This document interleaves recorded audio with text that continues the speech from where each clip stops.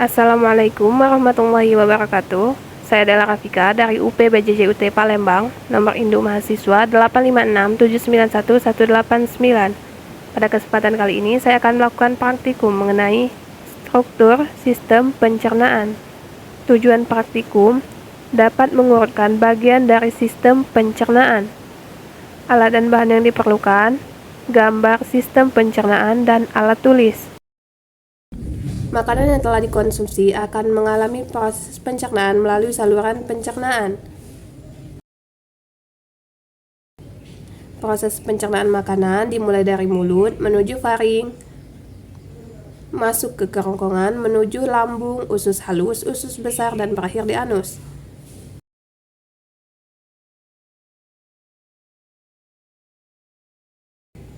Sistem pencernaan manusia dibagi menjadi dua bagian, yaitu organ pencernaan utama dan organ pencernaan tambahan.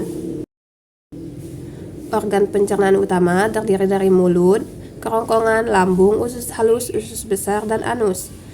Sedangkan organ pencernaan tambahan terdiri atas hati dan pankreas.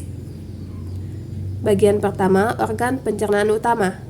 1. Rongga mulut. Proses pencernaan makanan terjadi pertama kali di rongga mulut, baik secara mekanis maupun secara kimiawi. Proses pencernaan secara mekanis dilakukan oleh gigi dan lidah, di mana makanan dipecah oleh alat-alat pencernaan menjadi bagian-bagian yang lebih kecil. Sedangkan proses pencernaan secara kimiawi dilakukan oleh kelenjar air liur atau kelenjar ludah, di mana proses pemecahan makanan menjadi bagian-bagian yang berbeda dari zat sebelumnya dengan bantuan enzim. 2. Kerongkongan. Makanan akan menuju faring setelah dicerna dalam mulut dan masuk ke dalam kerongkongan.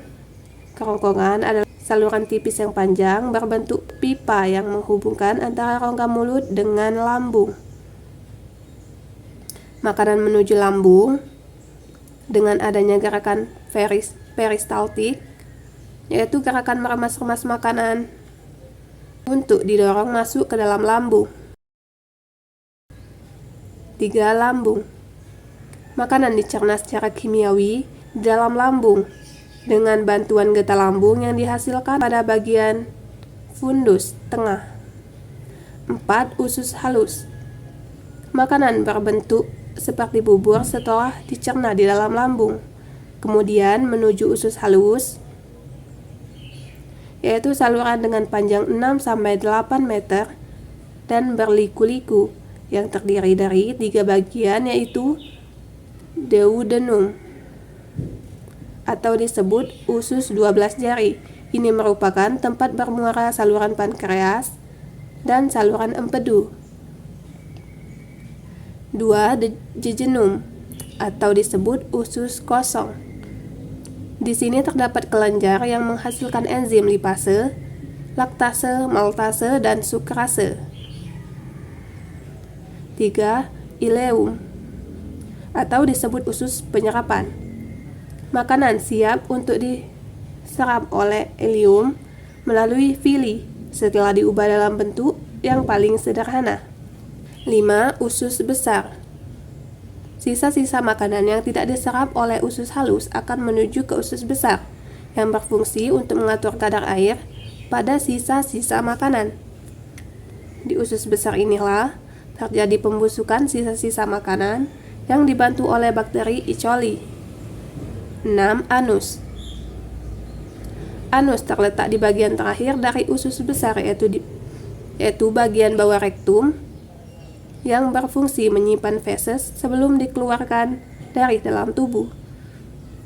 Anus berfungsi sebagai jalan keluar feses atau tinja, sebuah saluran pengeluaran akhir feses pada saat defekasi.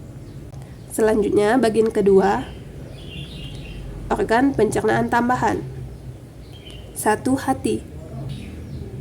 Hati merupakan kelenjar terbesar dalam tubuh yang menghasilkan getah empedu. Getah empedu mengandung garam empedu, bilirubin, dan elektrolit. 2. Pankreas. Pankreas menghasilkan getah pankreas yang mengandung enzim amilase yang mengubah amilum menjadi maltase dan glukosa. Enzim tripsin mengubah protein menjadi asam amino, dan enzim lipase yang mengubah lemak menjadi asam lemak dan gliserol.